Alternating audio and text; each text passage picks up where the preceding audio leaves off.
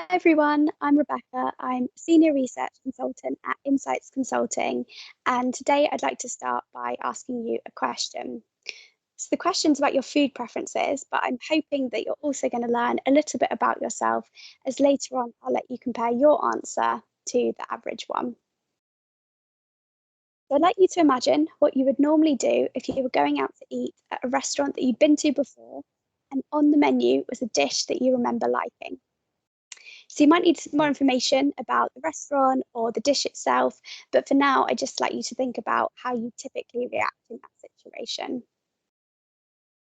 So I want to know, generally speaking, when you eat a meal out, do you prefer to A, order something you had before that you know that you like, or B, order something that you have not had before, even though you might not like it? I'll give you a few seconds to think about it. So I'm going to reveal the average answer at the end of the presentation, but that leads me on to what I'm going to be talking about today, which is how and why we should share back the insights that we gain from consumers with these same consumers who are answering our research questions.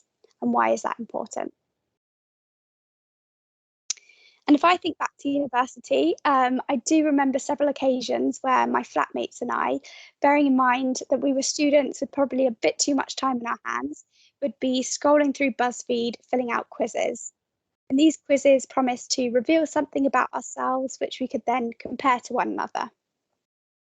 They covered all the need to know topics, from would you rather questions to testing our knowledge of TV shows like Friends with other people who'd done the same quiz. Because basically, finding out what kind of bread we were was clearly more pressing than any deadlines we had at the time.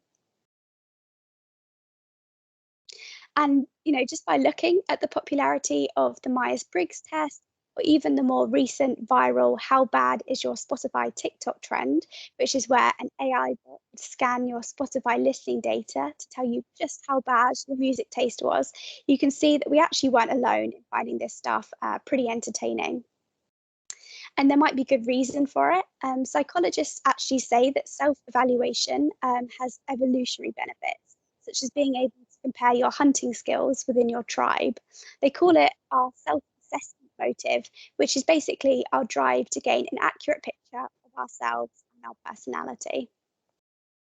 The evidence shows that we are motivated to learn about ourselves, which actually got me thinking, is this something that we could apply within our own research work? And I know that sharing research findings with consumers isn't necessarily new, but I do think there are more opportunities for us to do this.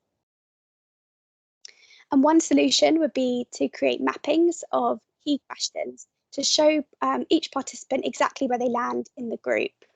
And in a society where we're in danger of living in echo chambers, using research in this way just to show the breadth of human opinions could be really important. For longer term studies, such as trackers, we could take this further. For example, not only shedding light onto a consumer's behaviour just at a one off glance, but actually showing them how their same behaviours and attitudes might actually evolve from previous years that they've taken part in the research. And you might be thinking this isn't always feasible. And of course, for the more confidential or tactical projects, maybe it isn't. But for the broader U&A questions that we often ask at the start of the research funnel, just dedicating that bit of extra time post-project to share these findings back with consumers could be an easy win.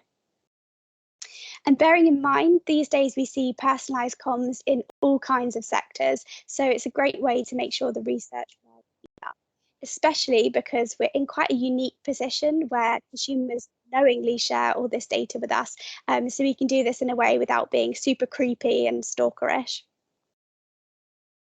The impact would be a boost in both engagement and intrinsic motivation, as consumers can get something out of the research for themselves. While nothing might beat that nice, sweet reward voucher, a more personal research experience could just give them that extra layer of encouragement to take part. And thinking specifically about the younger groups who we know it can be a bit of a challenge to engage them in research, and thinking about my own BuzzFeed quizzing days, Making participation more attractive by showing back these insights could be a good solution, especially if the outputs were designed to be shared online. Taking example from one of our own online communities at Insights, we noticed ourselves that Gen Z were pretty engaged in discussion after I shared back their top media trends with them, for example, their favourite influencers. And it was a really quick win because these trends I'd already pulled out for our own analysis anyway. So I hope you can see why sharing data back can be a good value add. And speaking of sharing data, I can now reveal that of the 1,000 adults who answered my earlier question, 69% would order a meal they had before, while 31% would risk it and order something new. And taking this a step further, a study in Turkey actually found that being open to try new foods links to our personality.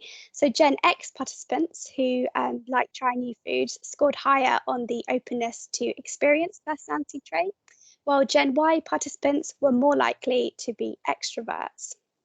So you can see whether you agree with any of those findings based on your own experiences.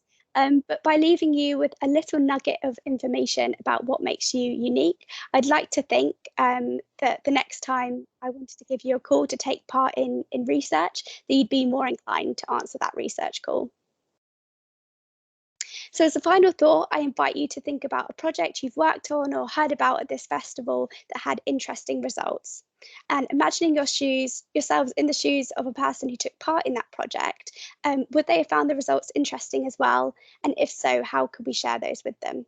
Thank you.